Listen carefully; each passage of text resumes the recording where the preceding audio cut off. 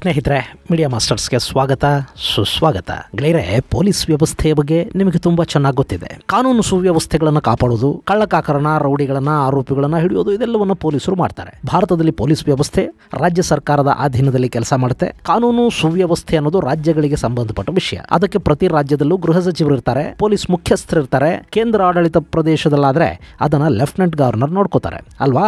ಈಗ ಭಾರತ ತನ್ನ police station ಅನ್ನ ಶ್ರೀಲಂಕಾದಲ್ಲೋ, ಮಾಲ್ಡೀವ್ಸ್ ಅಲ್ಲೋ, ಬಾಂಗ್ಲಾದೇಶದಲ್ಲೋ ತೆರೆಯೋದಕ್ಕೆ ಸಾಧ್ಯ ಆಗುತ್ತಾ? ಬೇರೆ ದೇಶಗಳಲ್ಲಿ ಬಿಡಿ, ಕರ್ನಾಟಕದ ಪೊಲೀಸರು ಆಂಧ್ರದಲ್ಲೋ ತೆಲಂಗಾಣದಲ್ಲೋ ಯಾವುದಾದ್ರೂ ಕಾರ್ಯಾಚರಣೆ ಮಾಡಬೇಕು ಅಂದ್ರು, ಅಲ್ಲಿಂದ ಯಾರನ್ನಾದ್ರೂ ಹಿಡ್ಕೊಂಡು ಬರಬೇಕು ಅಂದ್ರೂ ಕೂಡ ಅಲ್ಲಿನ ಪೊಲೀಸರಿಗೆ ಮಾಹಿತಿಯನ್ನು ಕೊಡಬೇಕು. ಅಲ್ಲಿ ಇವರು ತಮ್ಮ ಸ್ಟೇಷನ್ಗಳನ್ನ ತೆಕ್ಕೊಂಡು ಕೂತ್ಕೊಳ್ಳೋದಕ್ಕೆ ಆಗೋದಿಲ್ಲ.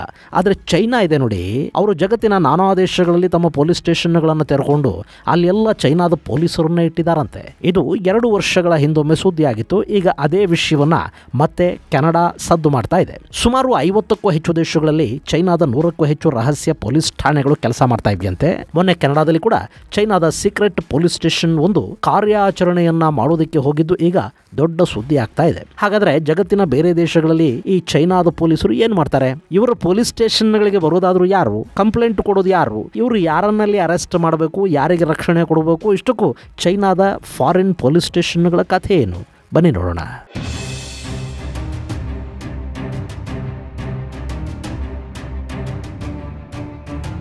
ಗೆಳೆಯರೆ, ಅದು ಸೆಪ್ಟೆಂಬರ್ 12, 2022. ಇಡೀ ಜಗತ್ತು ಚೈನಾ ವೈರಾಣುವಿನ ಕಡೆಗೆ ಗಮನ ಹರಿಸಿತ್ತು. ಆ ಸಂದರ್ಭದಲ್ಲಿ ಸ್ಪೇನ್ ಮೂಲದ ಸೇಫ್ ಗಾರ್ಡ್ ಡಿಫೆಂಡರ್ ಅನ್ನೋ NGO ಒಂದು ಚೈನಾ ಕುರಿತಾಗಿ ಒಂದಷ್ಟು ಭಯಾನಕ ಮಾಹಿತಿಗಳನ್ನು ಹೊರಹಾಕ್ತು. Patrol and persuade a follow up on 110 overseas investigation ಅನ್ನೋ ಹೆಸರಲ್ಲಿ ಒಂದು ದಾಖಲೆಯನ್ನು ಆ NGO ಬಿಡುಗಡೆ ಮಾಡ್ತು. ಅದನ್ನು ನೋಡಿ ಜಗತ್ತಿನ ದೊಡ್ಡಣ್ಣ ಸೇರಿದ ಹಾಗೆ ಅವರ ಎಲ್ಲ ಬ್ರದರ್ಸು ಬೆಚ್ಚು ಬಿದ್ರು. ಯಾಕೆಂದ್ರೆ ಆ ದಾಖಲೆಯಲ್ಲಿ ಚೈನಾ ಜಗತ್ತಿನ 53 ದೇಶಗಳ ಪೈಕಿ 110 ಕಡೆಗಳಲ್ಲಿ ರಹಸ್ಯ ಪೊಲೀಸ್ ಸ್ಟೇಷನ್ಗಳನ್ನು ಮೇಂಟೈನ್ ಮಾಡ್ತಾ ಇದೆ ಅನ್ನೋ ಮಾಹಿತಿ ಇತ್ತು. ಅದರಲ್ಲೂ ಅಮೆರಿಕಾದಲ್ಲೇ 4 ಕಡೆಗಳಲ್ಲಿ ಚೈನಾದ ಸೀಕ್ರೆಟ್ ಪೊಲೀಸಿಂಗ್ ನಡೀತಿದೆ ಅನ್ನೋ ಅಂಶ ಆ ವರದಿಯಿಂದ ಬಯಲಾಯಿತು. ಹಾಗೇನೆ Italy, Netherlands, Germany, Canada, Dubai ಸೇರಿದ ಹಾಗೆ ಸಾಕಷ್ಟು ದೇಶಗಳಲ್ಲಿ ಚೈನಾದ ಪೊಲೀಸ್ ಸ್ಟೇಷನ್ಗಳಿವೆ ಅನ್ನೋದು ಗೊತ್ತಾಯಿತು. ಅದಕ್ಕಾಗಿ ಚೈನಾ ತನ್ನ ರಾಯಭಾರ ಕಚೇರಿಗಳನ್ನು ಬಳಸ್ಕೊಳ್ತಾ ಇತ್ತು, ಹೋಟೆಲ್ಗಳಲ್ಲಿ ತನ್ನ ಪೊಲೀಸರನ್ನು ಇಟ್ಟಿತ್ತು. ಅಷ್ಟೇ ಅಲ್ಲದೆ RTO ಕಚೇರಿಗಳಲ್ಲಿ, ಏರ್ಪೋರ್ಟ್ ವಿಲ್ಲಾಗಳಲ್ಲಿ ತನ್ನ ನಂಬಿಕೆಯ ಬಂಟರನ್ನ ಇರಿಸೋದರ ಮೂಲಕ ಅಲ್ಲೆಲ್ಲ ಪೊಲೀಸಿಂಗ್ ಅನ್ನು ಮಾಡಿಸ್ತಾ ಇತ್ತು. ಅದು ಯಾವಾಗ 2022ರಲ್ಲಿ ವರದಿ ಹೊರಬಿತ್ತೋ ಅಮೆರಿಕ ಅಲರ್ಟ್ ಆಯಿತು. ಅವರು 2023ರಲ್ಲಿ 2 ಚೈನಾ ಪ್ರಜೆಗಳನ್ನ ಅರೆಸ್ಟ್ ಮಾಡಿದ್ರು. ಮ್ಯಾನ್ಹಟನ್ ನಲ್ಲಿ ಅವರು ಪೊಲೀಸಿಂಗ್ ಮಾಡ್ತಾ ಇದ್ರು ಅನ್ನೋ ಆರೋಪವನ್ನು ಹೊರಿಸಲಾಯಿತು. ಆ ಬಳಿಕ ಬ್ರಿಟನ್ ಚೈನಾದ ವಿರುದ್ಧ ಮುರ್ಕೊಂಡು ಬಿತ್ತು. ಅಲ್ಲಿಂದ ಜರ್ಮನಿ, ನೆದರ್ಲ್ಯಾಂಡ್ಸ್, ಸೌತ್ ಆಫ್ರಿಕಾದಂತಹ ದೇಶಗಳು ಕೂಡ ಚೈನಾದ ಈ ರಹಸ್ಯ ಇನ್ವೆಸ್ಟಿಗೇಟಿವ್ ಏಜೆನ್ಸಿಗಳ ಬಗ್ಗೆ, ಪೊಲೀಸ್ ಠಾಣೆಗಳ ಬಗ್ಗೆ ಮಾಹಿತಿಯನ್ನ ಹೊರಹಾಕೋದಕ್ಕೆ ಮುಂದಾದ್ರು. ಹಾಗೆ ನೋಡಿದ್ರೆ ಚೈನಾ ಈ ರೀತಿಯ ರಹಸ್ಯ ಕಾರ್ಯಾಚರಣೆಗಳನ್ನ ಶುರು ಮಾಡಿದ್ದು 2014ರಲ್ಲಿ. ಅಲ್ಲಿ ಶಿ ಜಿನ್ಪಿಂಗ್ ಅಧ್ಯಕ್ಷರಾದ ಮೇಲೆ ಇಂಥ ಸಾಕಷ್ಟು ಕಿತಾಪತಿಗಳನ್ನ ಚೈನಾ ಜಗತ್ತಿನಾದ್ಯಂತ ಶುರು ಮಾಡಿತು. ಈ ಶಿ 2008ರಲ್ಲಿ ಚೈನಾದ ಉಪಾಧ್ಯಕ್ಷರಾಗಿದ್ದ ದಿನಗಳಲ್ಲೇ ಮುಂದೆ ಚೈನಾದ ಅಧ್ಯಕ್ಷರಾಗೋದಕ್ಕೆ ಬೇಕಾದ ಎಲ್ಲ ಸಿದ್ಧತೆಗಳನ್ನು ಮಾಡ್ಕೋತಾ ಬಂದ್ರು ಮತ್ತು ತಮ್ಮ ಮುಂದಿನ ಯೋಜನೆಗಳನ್ನು ಕೂಡ ಅವರು ಅವತ್ತೇ ರೂಪಿಸ್ಕೊಂಡಿದ್ರು. ಅದರ ಭಾಗವಾಗಿನೇ ಬೆಲ್ಟ್ ಅಂಡ್ ರೋಡ್ ಇನಿಷಿಯೇಟಿವ್ ನ ಯೋಜನೆ ಶುರುವಾಯಿತು. ಹಾಗೇನೆ ಜಗತ್ತಿನ ನಾನಾ ದೇಶಗಳಲ್ಲಿ ಸೀಕ್ರೆಟ್ ಪೊಲೀಸಿಂಗ್ ಅನ್ನ ಶುರು ಮಾಡೋದಕ್ಕೆ ಕೂಡ 2008ರಲ್ಲೇ ಶಿ ಜಿನ್ಪಿಂಗ್ ಒಂದು ಮಾಸ್ಟರ್ ಪ್ಲಾನ್ ಅನ್ನ ಮಾಡಿಕೊಂಡಿದ್ರು. ಅದು 2014ರ ನಂತರ ಜಾರಿ ಕೂಡ ಆಯಿತು. ಮೊದಲು ಆಗ್ನೇಯ ಏಷ್ಯಾ ದೇಶದಲ್ಲಿ ಇದೆಲ್ಲ ಶುರುವಾಯಿತು.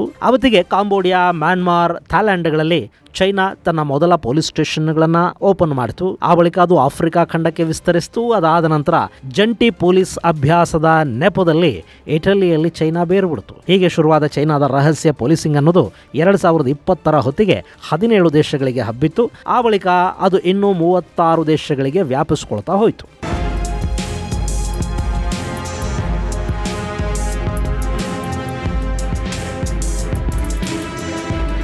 ಅಲ್ಲ, ಬೇರೆ ಬೇರೆ ದೇಶಗಳಲ್ಲೆಲ್ಲ ಚೈನಾಗೆ ಪೊಲೀಸರು ಯಾಕೆ ಬೇಕು? ಆಯಾ ದೇಶದಲ್ಲಿ ಆಯಾ ದೇಶದ ಪೊಲೀಸರು ಇರ್ತಾರಲ್ವಾ, ಅಲ್ಲಿಗೆ ಹೋಗಿ ಇವ್ರು ಏನು ಮಾಡ್ತಾರೆ?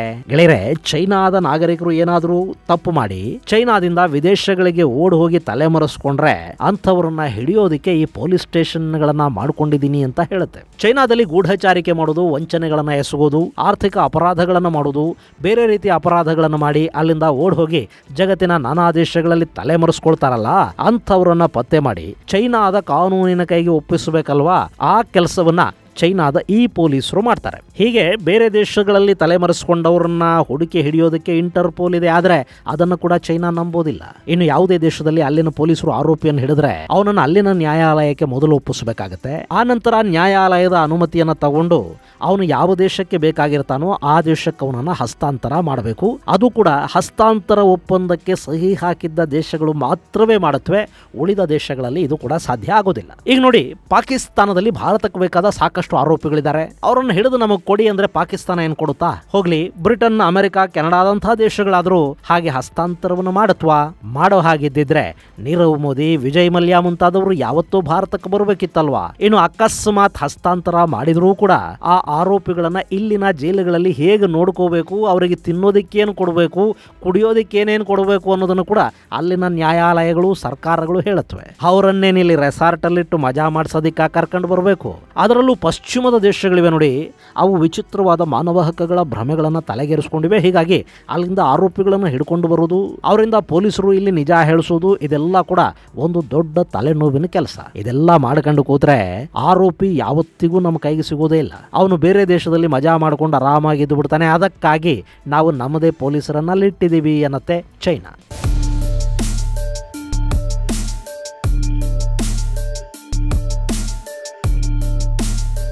ಆದರೆ ಯಾವುದೇ ದೇಶದಲ್ಲಿನ ವ್ಯಕ್ತಿಯನ್ನ ಆ ದೇಶದ ಅನುಮತಿ ಇಲ್ಲದೆ ಅಲ್ಲಿಂದ ಬಂಧಿಸಿ ಕರ್ಕೊಂಡು ಹೋಗೋದಿದೆಯಲ್ಲ, ಅದು ಕೂಡ ಆ ದೇಶದ ಸಾರ್ವಭೌಮತ್ವವನ್ನ ಉಲ್ಲಂಘಿಸಿದ ಹಾಗಾಗತ್ತೆ. ಅಫ್ಕೋರ್ಸ್ ಚೈನಾದ ಮಿತ್ರ ದೇಶಗಳು ಇಂಥದ್ದಕ್ಕೆ ಅವಕಾಶವನ್ನು ಕೊಡುತ್ತವೇನೋ, ಆದರೆ ಬೇರೆ ಯಾವ ದೇಶವೂ ಇಂಥ ಉದ್ದಟತನಗಳನ್ನು ಸಹಿಸೋದಿಲ್ಲ. ಹೀಗಾಗಿ ಚೈನಾ ಯಾವ ದೇಶಗಳು ಇಂಥ ಕೆಲಸಗಳಿಗೆ ಅವಕಾಶ ಕೊಡೋದಿಲ್ವೋ ಅಲ್ಲಿ ತನ್ನ ರಹಸ್ಯ ಪೊಲೀಸ್ ಠಾಣೆಗಳನ್ನ ಅನಧಿಕೃತವಾಗಿ ತೆರೆಕೊಂಡು ಕೂತಿದೆ. ನಾವು ನಮಗೆ ಬೇಕಾದ ಆರೋಪಿಗಳನ್ನು ಹಿಡ್ಕೊಂಡು ಹೋಗೋದಕ್ಕೆ ಮಾತ್ರ ನಮ್ಮ ಪೊಲೀಸರನ್ನ ಇಟ್ಟಿದ್ದೀವಿ, ಆರೋಪಿಗಳನ್ನ ಪತ್ತೆ ಮಾಡೋ ಕೆಲಸ ಅವ್ರು ಮಾಡ್ತಾ ಇದ್ದಾರೆ ಅಷ್ಟೇ ಅಂತ ಚೈನಾ ಏನೇ ಹೇಳ್ಕೊಂಡ್ರು ಕೂಡ ಚೈನಾದ ಬುದ್ಧಿ ಗೊತ್ತಿರೋ ಯಾವ ದೇಶನೂ ಇದನ್ನ ನಂಬೋದಿಲ್ಲ. ಬಲೂನ್ ಹಾರಿಸಿ ಅಮೆರಿಕಾದ ವಿರುದ್ಧ ಜಾಸೂಸಿ ಮಾಡಿದ್ದವರು, ಕಂಪ್ಯೂಟರ್ ಒಳಗೆ ಬಗ್ಸ್ ಇಟ್ಟು ತಾವೇ ಕೊಟ್ಟ ಹಾರ್ಡ್ವೇರ್ಗಳ ಮೂಲಕ ಮಾಹಿತಿ ಕದಿಯೋದಕ್ಕೆ ನಿಂತ ಹುಟ್ಟು ಕಳ್ಳರು ಇವರು. ಇಂಥವರು ಬರೀ ಆರೋಪಿಗಳನ್ನು ಪತ್ತೆ ಮಾಡೋದಕ್ಕೆ ಮಾತ್ರ ದೇಶವಲ್ಲದ ದೇಶದಲ್ಲಿ ಪೊಲೀಸರನ್ನ ತಂದಿಡ್ತಾರ? ಚಾನ್ಸೇ ಇಲ್ಲ. ಅಲ್ಲಿ ಚೈನಾ ಗೂಢಚಾರಿಕೆಯನ್ನ ಮಾಡಲೂಬಹುದು ಅನ್ನೋ ಅನುಮಾನವನ್ನ ಸಾಕಷ್ಟು ದೇಶಗಳು ವ್ಯಕ್ತಪಡಿಸ್ತಾ ಇವೆ. ಇದರ ಜೊತೆಗೆ ಚೈನಾದ ಕಮ್ಯುನಿಸ್ಟ್ ಸರ್ಕಾರವನ್ನ ವಿರೋಧಿಸುವ ಸಾಕಷ್ಟು ಜನ ಪಶ್ಚಿಮದ ದೇಶಗಳಲ್ಲಿ ಅಡಗಿ ಕೂತ್ಕೋತಾರೆ. ಅಂಥವರನ್ನ ಅಲ್ಲಿಂದ ವಾಪಸ್ ಚೈನಾಗೆ ಕರೆದೊಯ್ಯೋದು ಅಥವಾ ಅವರಿಗೆ ಅಲ್ಲಲ್ಲೇ ನಿಗೂಢವಾಗಿ ಮರಣದಂಡನೆಯನ್ನ ಕೊಟ್ಟು ಬಿಡೋದು, ಅಂದ್ರೆ ಅವರನ್ನ ಕೊಲೆ ಮಾಡಿಸುವ ಕೆಲಸಗಳನ್ನು ಕೂಡ ಈ ರಹಸ್ಯ ಪೊಲೀಸರ ಮೂಲಕ ಚೈನಾ ಮಾಡಿಸ್ತಾ ಇದೆ ಅನ್ನೋ ಸುದ್ದಿಗಳು ಇವೆ. ಹೀಗಾಗಿನೇ ಪಶ್ಚಿಮದ ದೇಶಗಳು ಚೈನಾದ ವಿರುದ್ಧ ಈ ಹಿಂದೆನೇ ತೀವ್ರ ಆಕ್ರೋಶವನ್ನು ವ್ಯಕ್ತಪಡಿಸಿದ್ವು ಮತ್ತು ತಮ್ಮ ರಹಸ್ಯ ಪೊಲೀಸ್ ಠಾಣೆಗಳನ್ನು ಮುಚ್ಚೋದಕ್ಕೆ ಆದೇಶವನ್ನು ಕೂಡ ಕೊಟ್ಟಿದ್ವು. ಇನ್ನು ಈಗ ಮತ್ತೆ ಚೈನಾ ಪೊಲೀಸ್ ಸ್ಟೇಷನ್ನ ಕತೆ ಹೊರಗೆ ಬರುವುದಕ್ಕೆ ಕಾರಣ ಕೆನಡಾದ ಪೊಲೀಸರು ಮಾಡಿದ ಅದೊಂದು ಕಾರ್ಯಾಚರಣೆ. ಮೊನ್ನೆ ಈ ಚೈನಾ ಕೆನಡಾದಲ್ಲಿ ಕೂಡ ತನ್ನ ರಹಸ್ಯ ಪೊಲೀಸಿಂಗ್ ಮಾಡ್ತಾ ಇದೆ ಅನ್ನೋದು ಕೆನಡಾದ ಪೊಲೀಸರಿಗೆ ಗೊತ್ತಾಯಿತು. ಒಟಾವಾದಲ್ಲಿ ಹಾಗೂ ಕ್ಯೂಬೆಕ್ನ ಕೆಲವು ಕಡೆಗಳಲ್ಲಿ ಚೈನಾದ ನಾಗರಿಕರನ್ನ ಗುರಿಯಾಗಿಸಿಕೊಂಡು ಕಾರ್ಯಾಚರಣೆ ನಡೆಸಿದ್ದ ಈ ಚೈನಾ ರಹಸ್ಯ ಪೊಲೀಸರ ಬಗ್ಗೆ ಕೆನಡಾ ಮಾಹಿತಿಯನ್ನು ಕಲೆ ಹಾಕಿದೆ. ಈಗ ಆ ವಿಷಯವನ್ನ G7 ದೇಶಗಳ ಸಭೆಯ ಮುಂದಿಡೋದಾಗಿ ಕೆನಡಾ ಹೇಳ್ತಾ ಇದೆ. ಅಲ್ಲಿಗೆ ಕಳೆದ 2 ವರ್ಷಗಳ ಹಿಂದೆ ಸ್ಪೇನ್ ಮೂಲದ NGO ಬಹಿರಂಗಪಡಿಸಿದ್ದ ಚೈನಾದ ರಹಸ್ಯ ಪೊಲೀಸರು, ಪೊಲೀಸ್ ಠಾಣೆಗಳು ಈಗ ಕೂಡ ಕಾರ್ಯಾಚರಣೆಯನ್ನ ಮಾಡ್ತಲೇ ಇವೆ ಅನ್ನೋದು ಗೊತ್ತಾಗ್ತಾ ಇದೆ. ಯಾವ ದೇಶದ ಜೊತೆ ಚೈನಾ ಉತ್ತಮ ಬಾಂಧವ್ಯವನ್ನ ಹೊಂದಿದೆಯೋ ಅಲ್ಲೆಲ್ಲ ಇವತ್ತಿಗೂ ಚೈನಾದ ಪೊಲೀಸರು ಬಹಿರಂಗವಾಗಿ ಕೆಲಸ ಮಾಡ್ತಾ ಇದ್ದಾರೆ. ಎಲ್ಲಿ ಅದಕ್ಕೆ ಅವಕಾಶ ಇಲ್ವೋ ಅಂಥ ಕಡೆಗಳಲ್ಲಿ ಅವರ ಕೆಲಸ ರಹಸ್ಯವಾಗಿ ನಡೀತಾ ಇದೆ. ಒಟ್ಟಾರೆ ಜಗತ್ತಿನ 50 ದೇಶಗಳಲ್ಲಿ ಚೈನಾದ ರಹಸ್ಯ ಪೊಲೀಸಿಂಗ್ ಅನ್ನೋದು ನಡೀತಾ ಇದೆ. ಇನ್ನು ಇದನ್ನು ಚೈನಾ ಭಾರತದ ವಿಷಯದಲ್ಲಿ ಮಾಡ್ತಾ ಇಲ್ವಾ? ಭಾರತದಲ್ಲಿ ಚೈನಾದ ರಹಸ್ಯ ಪೊಲೀಸ್ ಠಾಣೆಗಳ ಬಗ್ಗೆ ಇದುವರೆಗೆ ಯಾವ ಮಾಹಿತಿಯೂ ಹೊರಬಿದ್ದಿಲ್ಲ. ಆದರೆ ಚೈನಾದ ಬೇಹುಗಾರರು ಸಾಕಷ್ಟು ಮಂದಿ ಇಲ್ಲಿ ಬಂಧನಕ್ಕೀಡಾಗಿದ್ದಾರೆ. ಚೈನಾಗೆ ಭಾರತದಲ್ಲಿರುವ ಆಸಕ್ತಿ ಟಿಬೆಟನ್ ಕ್ಯಾಂಪುಗಳು. ಅಲ್ಲಿ ಲಾಮಾ ಸುತ್ತಾ ಇರೋರು ಏನು ಮಾಡ್ತಾ ಇದ್ದಾರೆ, ಟಿಬೆಟ್ನ ಚಟುವಟಿಕೆಗಳು ಧರ್ಮಶಾಲಾದಲ್ಲಿ ಹಾಗೂ ಬೇರೆ ಬೇರೆ ಕಡೆಗಳಲ್ಲಿ ಏನೆಲ್ಲ ನಡೀತಾ ಇವೆ ಅನ್ನೋದನ್ನ ಅವರು ತಿಳ್ಕೋಬೇಕು ಅಂದ್ಕೋತಾರೆ.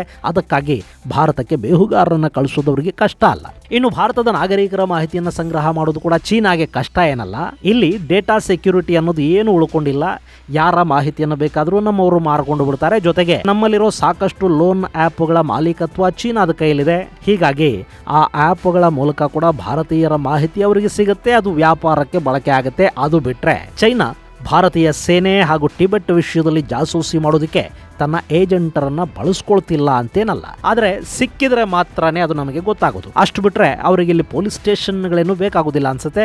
ಆದ್ರೂ ಅಂಥವನ್ನೇನಾದ್ರೂ ಇಲ್ಲೂ ತೆರೆದಿದಾರಾ ಗೊತ್ತಿಲ್ಲ. ಗೆಳೆಯರೆ, ಈ ರಹಸ್ಯ ಪೊಲೀಸ್ ಠಾಣೆಗಳನ್ನ ತೆರೆಯೋದು, ರಹಸ್ಯವಾಗಿ ಅಧಿಕಾರಿಗಳನ್ನ ಆಯಾ ದೇಶದಲ್ಲಿ ಇಡೋದು, ಅಲ್ಲಿ ತಮಗೆ ಬೇಕಾದವರನ್ನ ರಹಸ್ಯವಾಗಿ ಎತ್ತಾಕೊಂಡು ಹೋಗೋದು ಅಥವಾ ಅಲ್ಲಲ್ಲೇ ಕೊಲೆ ಮಾಡಿಸೋದು, ಜಾಸೂಸಿ ಮಾಡೋದು, ಈ ಕೆಲಸವನ್ನ ಬರೀ ಚೈನಾ ಮಾತ್ರ ಮಾಡ್ತಾ ಇದೆ ಅಂತ ಅಂದ್ಕೋಬೇಡಿ. ಈ ಹಿಂದೆ ಅಮೆರಿಕ ಕೂಡ ಸಾಕಷ್ಟು ಕಡೆಗಳಲ್ಲಿ ಇಂತಹ ಕೆಲಸಗಳನ್ನು ಮಾಡಿದೆ. ತುಂಬಾ ಬಲಿಷ್ಠವಾಗಿದ್ದಾಗ ಸೋವಿಯತ್ ಯೂನಿಯನ್ನ ಕಾಲದಲ್ಲಿ ರಷ್ಯಾ ಕೂಡ ಇದನ್ನು ಮಾಡಿದೆ. ಈಗ ಅದೇ ಕೆಲಸವನ್ನ ಚೈನಾ ಮಾಡ್ತಾ ಇದೆ. ಯಾವುದೇ ಒಂದು ದೇಶ ಜಗತ್ತಿನ ಮೇಲೆ ಹಿಡಿತವನ್ನ ಸಾಧಿಸಬೇಕು ಅಂತ ಅಂದುಕೊಂಡಾಗ ಅವರು ಇಂಥ ಎಲ್ಲ ಅಡ್ಡದಾರಿಗಳನ್ನ ಹಿಡಿಯೋದು ಸಹಜ. ಈ ಹಿಂದೆ ಅಮೆರಿಕ ಹಾಗೂ ಸೋವಿಯತ್ಗಳು ಮಾಡಿದ್ದ ಕೆಲಸವನ್ನ ಈಗ ಚೈನಾ ಮಾಡ್ತಾ ಇದೆ.